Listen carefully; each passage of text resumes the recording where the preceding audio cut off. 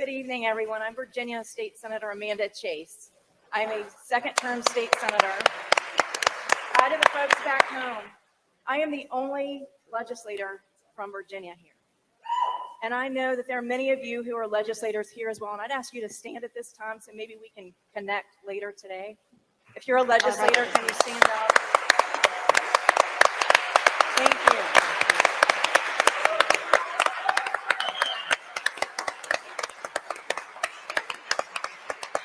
So what I want to tell you, there we go, is so I'm in session right now, and I am skipping. For 6 years, I've never missed a day in the Senate. For 6 years. And I chose to come here because I believe that your heart is in the right place. As a small businessman, and let me tell you something. Mike Lindell has put his personal fortune on the line. He's been attacked, persecuted. I want you to know I have been too, but I'll tell you that later. And so we've got to band together, and I've never been more encouraged to be here because, like I said, in Richmond, we're in session right now. And I got censured in the Senate for saying this. The 2020 presidential election was stolen.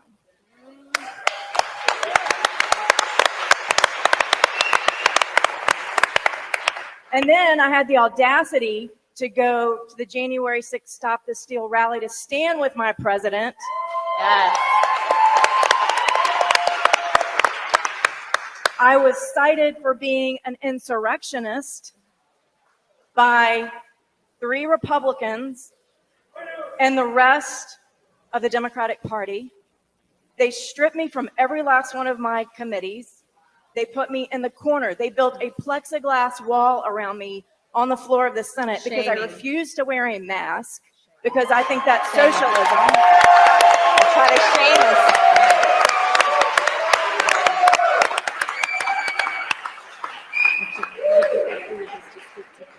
They have stolen the House, the Senate.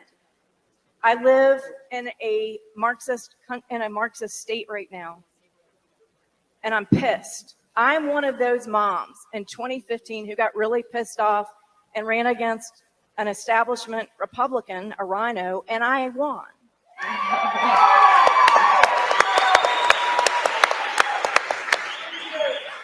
But let me go back to, they're in session right now packing our courts.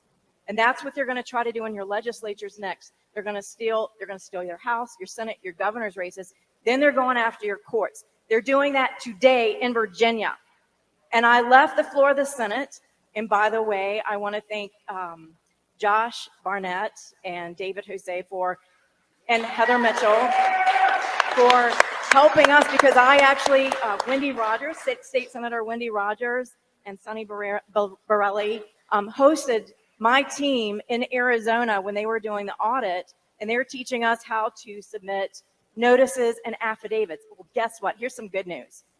Yesterday, on the floor of the Senate, because the governor called a special session, I decided I'd take advantage to let them know that I wasn't real happy that they rejected my budget amendment for $70 million out of the $4.3 billion federal dollars of our taxpayer money they were spending. I figured, $70 million is nothing, right? For restoring our integrity in our elections and the confidence of our voters. They would not even accept my budget amendment. And so during the conference report, I said, well, I think you're missing something here. We're missing a $70 million budget amendment by we the people. And the people of Virginia, not legislators, we the people, they drove to my house the night before session, brought me over 4,000 notices and some affidavits. And I had those with me on the floor of the Senate yesterday. And guess what? Here it comes. So I gave them a courtesy. I said, I have a big surprise for you today. And so I served during session yesterday 4,000 notices and some affidavits to the Senate of Virginia, and it's recorded. It is documented online in Virginia, virginiageneralassembly.gov. You can go see it there. Washington Post was there. Richmond Times-Dispatch was there. all the media. They sit right in front of me on the floor of the Senate. And I told them yesterday, we actually went, before we got on the plane yesterday to come, I said, tomorrow and the rest of this week, they're going to be meeting through Wednesday. I'm not going to participate in your packing of the courts, and people are going to know that I did not participate in this because I'm going to be in South Dakota with Mike Lindell.